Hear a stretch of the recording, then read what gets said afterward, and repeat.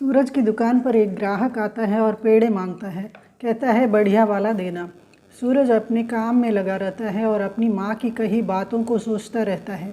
उसकी माँ के सौगंध के बारे में सोचता है जो 15 दिनों में उसका ब्याह करने को चाहती है। सूरज को सारी बीती बातें याद आती रहती है और वह तेल में हाथ रखने के लिए जाता है। तब छोटू जाकर उसका हाथ पकड़ लेता है। वह कहता है कि तुम भाभी के बारे में सोच रहे थे ना, और कहता है कि उसकी माँ कहती थी कि जो व्यक्ति अपने से ज़्यादा दूसरों के बारे में सोचता है उसके बारे में भगवान भी बहुत सोचता है और उसको कोई दुख नहीं पहुँचाता है।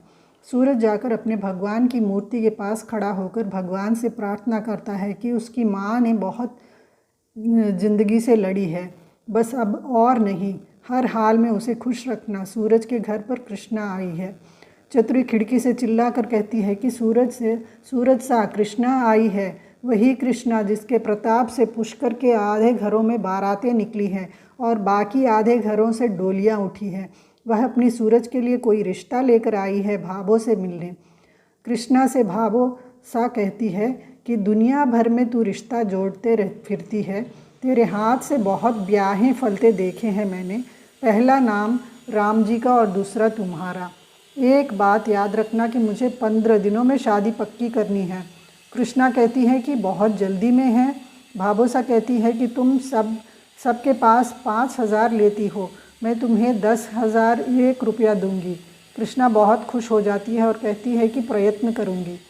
भाभोसा घर के लोगों से कहती है कि घर में मेहमान आने से उनके चाय नाश्ते का इंतज़ाम करना नहीं जानती हैं क्या। मीनाक्षी जल्दी से रसोई घर में चली जाती है। कृष्णा अपने झोली में से लड़कियों की फ़ोटो निकालती है।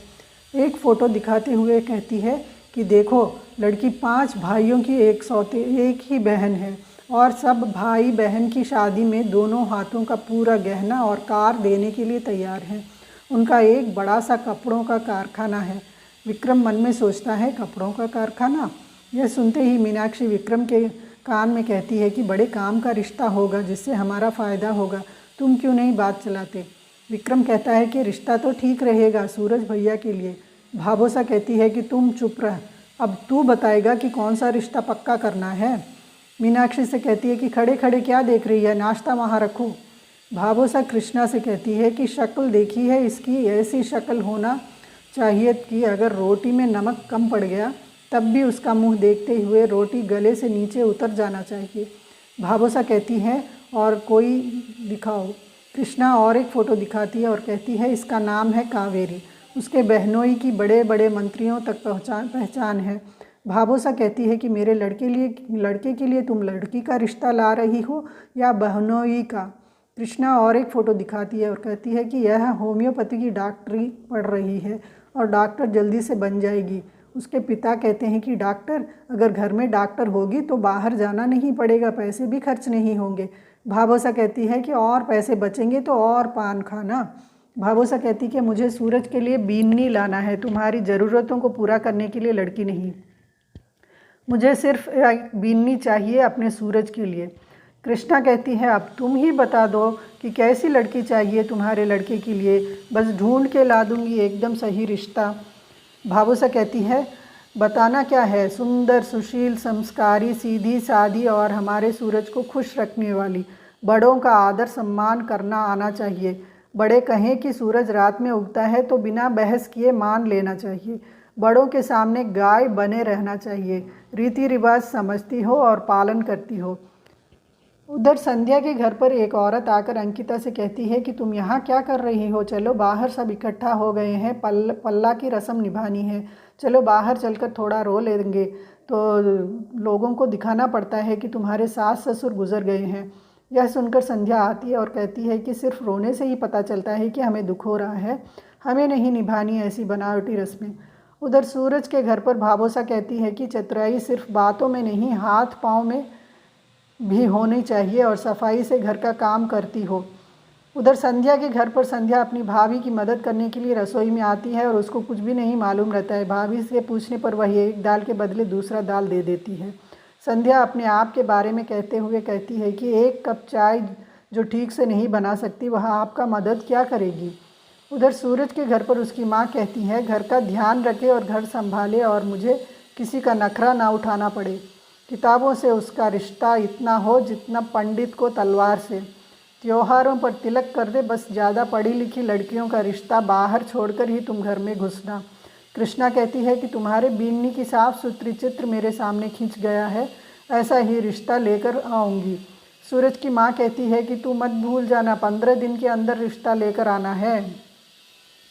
कृष्णा के जाने के बाद विक्रम कहता है कि यहाँ पर खड़ी क्या देख रही है, मीनाक्षी दुकान पर काम करना नहीं है क्या? हाथ पैर तोड़ दूंगा तो तेरे। अब उसकी माँ कहती है कि तुम्हारा पति कहता है तो जाओ।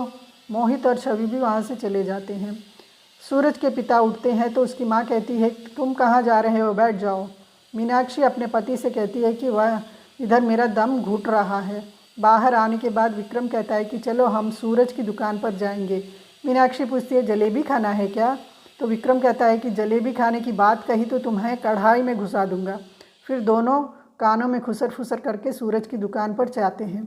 विक्रम सूरज से कहता है मैं तुम्हारे पाँव पड़ूंगा, इतना बड़ा हादसा हो गया फिर भी तुमने बहुत हिम्मत से काम ली। मीनाक्षी भी हाँ में हाँ मिलाती है। तब विक्रम सूरज से कहता है कि हमें किसी का एहसान नहीं रखना चाहिए, हमें उनकी अंगूठी उनके मुंह पर फेंक देना चाहिए। यह कहने पर सूरज अंगूठी निकालकर विक्रम के हाथ में थमा देता है। मीनाक्षी कहती है कि अंगूठी देखकर ही उनकी नीयत का पता चलता है, इतनी हल्की है। विक्रम कहता है कि इस बार देखना भैया की बहुत भारी अंगूठी आएगी। सूरज सोच में पड़ जाता है। विक्रम और मीनाक्षी अंगूठी लेकर अपनी दुकान में चले जाते हैं। विक्रम मीनाक्षी से कहता है कि यह अंगूठी देकर सोने की अंगूठी उनके संबंधी से मांग लूँगा जो सोने की है। मीनाक्षी कहती है अपनी माँ को मत बताना। अंकुर सोच में पड़ जाता है। बार बार उसके ऑफिस की कही हुई बातें याद आती है। मैं किसी हालत में यूएस का चांस को खोना नहीं चाहता। वह संध्या के कमरे में जाता है। संध्या कहती है कि मैंने कभी नहीं सोचा था कि मेरे भैया के दिल में मेरे लिए इतना प्यार है, मेरी देखभाल की सोच रहा है। सूरज घर आता है। पाँव धोते समय देखता है कि उसकी माँ भगवान के सामने प्रार्थना करती रहती है। चतुरी सूरज को खाना परोसती है। तब सूरज कहता है माँ को भी बुलाओ। तब चतुरी कहती है माँ ने आज उपवास रखा है, वह खाना नहीं खाएंगी। सूरज खाने के सामने से उठता है तो उसकी माँ कहती है कि मैंने अपनी खुशी से उपवास किया है, मैं 15 दिनों के कसम जो खाई हूँ, इसलिए भगवान को मनाना तो पड़ेगा। अंकुर की पत्नी अंकिता अंकुर के घर पर ना होने की सोचती है। तभी अंकुर बाहर से आता है और पूछने पर कहता है यूएस जाने के लिए 15 दिन बाकी हैं जिसकी मुझे तैयारी करनी है। वह संध्या को अकेले छोड़कर नहीं जा सकता, इसलिए इन 15 दिनों में संध्या का ब्याह रचाने की सोच रहा है। अंकुर कहता है मैं अपना सपना नहीं टूटने दूंगा। यूएस जाने के लिए 15 दिन टाइम है और इन 15 दिनों में संध्या की शादी होकर रहेगी। बस इतने में संध्या बाहर आती है। अगले एपिसोड में देखते हैं कि क्या होता है।